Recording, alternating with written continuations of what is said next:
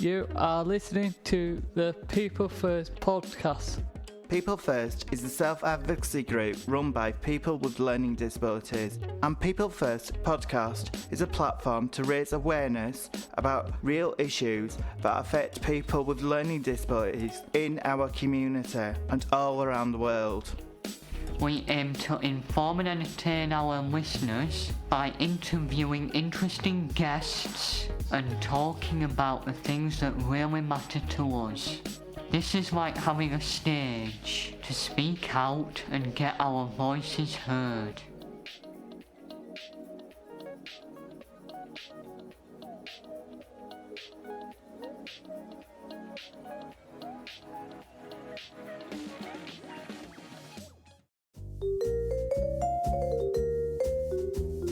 Hello and welcome to the People First podcast.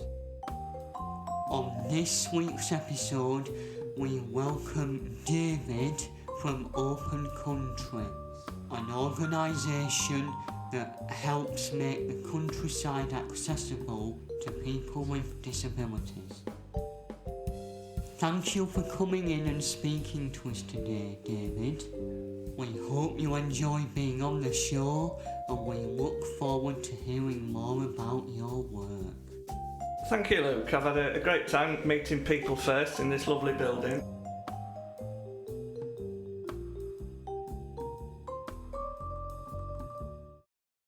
Could you tell us more about Open Country? Well, Open Country is a charity based in Harrogate, and we're about trying to help people with disabilities to not only access, but more importantly, to enjoy the countryside. And a lot of what we do is about offering countryside activities, things like walking, tandem riding, outdoor pursuits and nature study. And sometimes we just do gentle things like a trip to a tea shop or a country house, because not everybody wants to do roughy-tufty stuff, do they?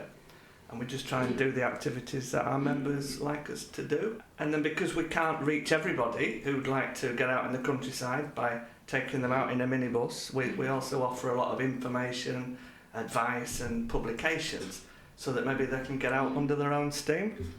Who is Open Country for? Well, we're for anybody with any disability who wants to get out in the countryside.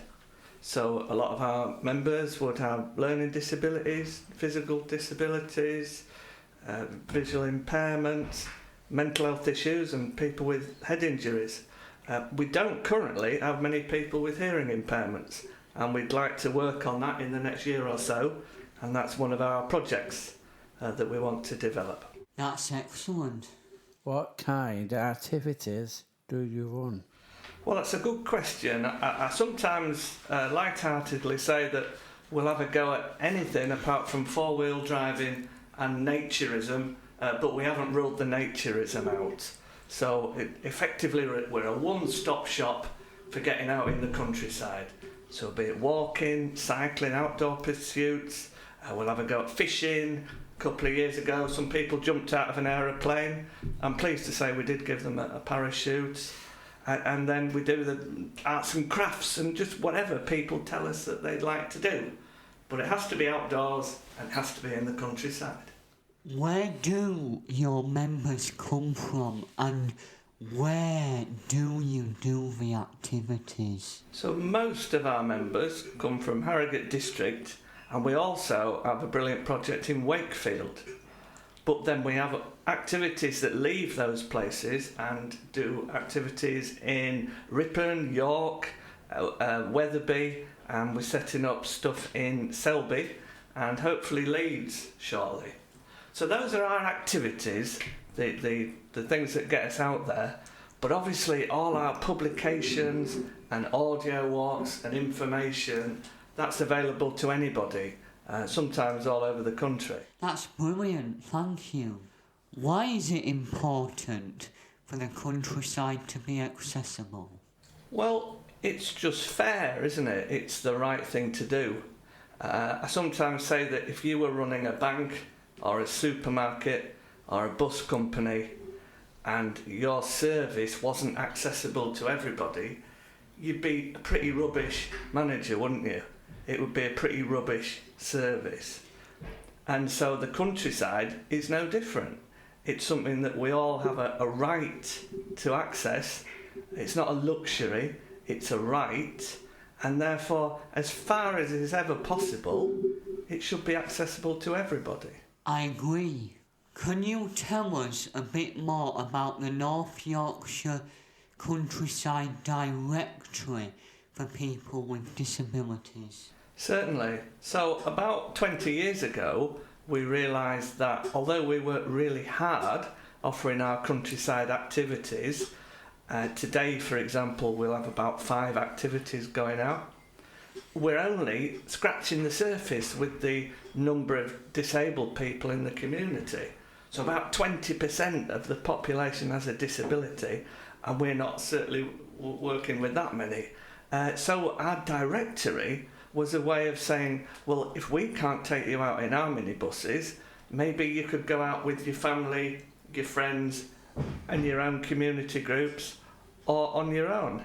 And the directory is a way of just giving people the information they need to find some countryside that's accessible. So it'll include accessible walks, outdoor pursuits, outings, and fishing platforms, and accessible trains, and anything that we could think of that would make for a good day out in the countryside. And also the directories have often been produced by people with disabilities, and we think that's really important because obviously they know best where's most accessible. So we'll go out with groups and we'll measure the paths and we'll take the photographs and we'll examine what's actually there on the ground, type it all up as part of a project, improve people's skills, and at the end of the day we'll produce one of our directories. And I mustn't waffle on, but now 20 years later we've actually got 8 countryside directories. So we've got them for North, East, South and West Yorkshire, and we've also extended them into County Durham, Teesside, Lancashire, and a smaller one for Wakefield. So they're all on our website, they're all free to download, just need to access them and print them off, and they're there for the whole community to use. That's brilliant, thank you very much. Might I just add that it's very important that this information is downloaded, because if you don't mind me asking, before then, what was it like 20 years ago? How different were the activities run and planned to what they are now? Well, it's a good question. I mean, I don't think there's a great deal of difference. I'm afraid there's certainly more paperwork and more health and safety tick boxes, but largely we're doing the same sort of things we did 20 years ago. Maybe because of COVID-19 we're just taking a fewer less people out than we used to. Extra precautions, yes. That's right, Luke. Like a safety rule. During COVID, we saw that you ran audio walks. Why is it important to have this event? So, I mean, 2 and a bit years ago when lockdown was announced, I'm not ashamed to say I can remember bursting into tears in the office because there was like 20 years of hard work on the face of it going down the Swanee, and we all had to go home. And we all thought, what are we going to do? How do we keep serving our members? And there was a bit of head scratching. And but I think, like with a lot of charities, a lot of good ideas came out of the lockdown. And one of our visually impaired members in Wakefield suggested doing audio walks. And I have a colleague called Tom, who's a very sensible man. But you put a microphone in front of him, and he turns into Orson Welles or Marlon Brando, and he does these incredible audio walks. He just comes to life, and he's now done audio walks for all around Leeds and this area and into the Yorkshire Dales. And we found that you don't have to be, say, visually impaired to enjoy an audio walk. Sometimes I'll just have them in the office on a Friday afternoon to listen to. And I guess it's taught us a skill about not just using your eyes to enjoy the countryside, but to really take time to enjoy the sounds, but also the smells and the touch. And a lot of people have said, especially in lockdown, but also now, the audio walks were a valuable way of sort of keeping themselves together. Where do we listen to audio walks? So they're all available on our website, as are all our publications. So you just need to go on opencountry.org.uk, and then you'll find a drop-down box and it'll say audio walks, and you can just listen to them there and then. Might have a go with that tomorrow. Could I ask? I'm totally blind, right?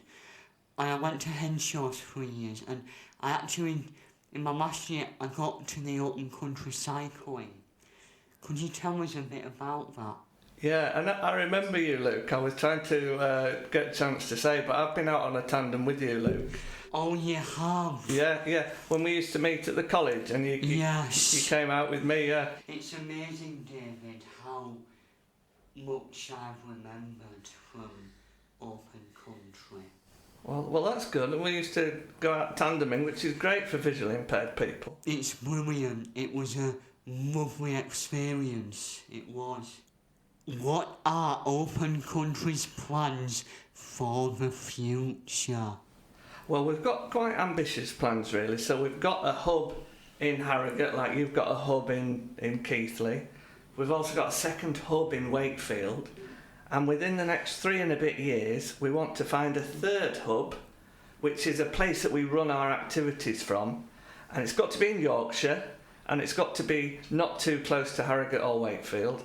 And we're putting feelers out at the moment to try and find that place. So that'll be a big do. And then we want a few more satellite locations. And they're places we run our activities from by travelling out from the hub with a minibus, taking our equipment and reaching new communities. And perhaps even more importantly, we want to become known as the place to go for advice about an accessible countryside. So that people maybe from all over the country might go on our website and say, I'll just give them a ring to see what they think the best accessible wheelchair bike is, or what they think the best accessible publication is. And they'll ring us up, and then they can do it themselves in their own patch, rather than us muscling in telling people how to do. That sounds terrific. Do Open Country do yearly holidays? We do a few weekend residentials every year. We stopped during COVID, but we're cranking it back up again now. So this year we've had a walking weekend in the Dales, where we climbed to the top of Whernside. Oh wow, Whernside. And we've had a couple of tandem weekends. One cycled 100 miles down the northeast coast from Berwick to Newcastle, and another one cycled right round Morecambe Bay. And then later this year, in the autumn, we've got a couple of nature study weekends near the Humber Bridge, which will be fun, and in Sherwood Forest. So yeah, just a few residentials, and then we leave the rest to other outfits who do holidays much more frequently than we do. I am actually... Do you know Bradford very well? Fairly well, yeah. Well, do you know the university? Yeah. Well, there's a project called Choices for All, and it's for disabilities, and through that there's this hiking group I am part of called Take a Hike, and it's people with disabilities from the community, and we buddy up with students from the university. We go lots of places, it's real fun. If any of our listeners are interested in joining Open Country, how can they do this? Okay, well, there's no membership fee in terms of joining, so you don't have to worry about that. If people want to support, in terms of supporting a charity, then there's a donate button on our website. But in terms of coming out on activities, I'm afraid to say we don't offer anything in the Keighley area at the moment, but we're quite ambitious and we're wanting to expand. And I'm a great believer in, like I am today, if you get out and meet other groups and make connections, then all of a sudden a couple of years down the line you find that together you're offering a new service. So I'm hoping that this podcast might be the start of a conversation in this area about doing something together. So although we don't have activities in this area, let's work on that. But also, let's not forget all our publications and the audio walks and the information on our website is available to anyone. And sometimes groups ring us up, as a group did from Sheffield a couple of weeks ago, saying, can we come up and see what you do and learn from you, and we'll maybe do the same thing in our area. And we're really, really keen to encourage that. It doesn't have to have the Open Country stamp on it, because other people in their communities are capable of doing the same sort of stuff. They might just need a few ideas or a bit of help. So maybe we can work on that in Keighley together. How can people get in contact to find out more? Well, if you go on our website, that's opencountry.org.uk. There's lots of contact details and icons that you can click on. If you want to email me, that's info@opencountry.org.uk. If you want to ring me, that's a Harrogate code 01423 507 227. And then there's Facebook and Twitter and lots of ways of getting in touch with us. info@opencountry. That's right. Thank you for coming in and speaking to us, David. We really enjoyed learning more about Open Country, and I'm sure our listeners have enjoyed it as well.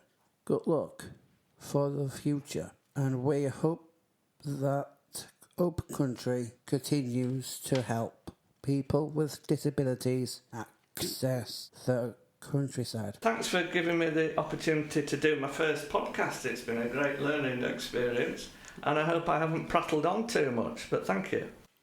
Anytime, Matt. It's been an honour, David. I hope we can keep in touch.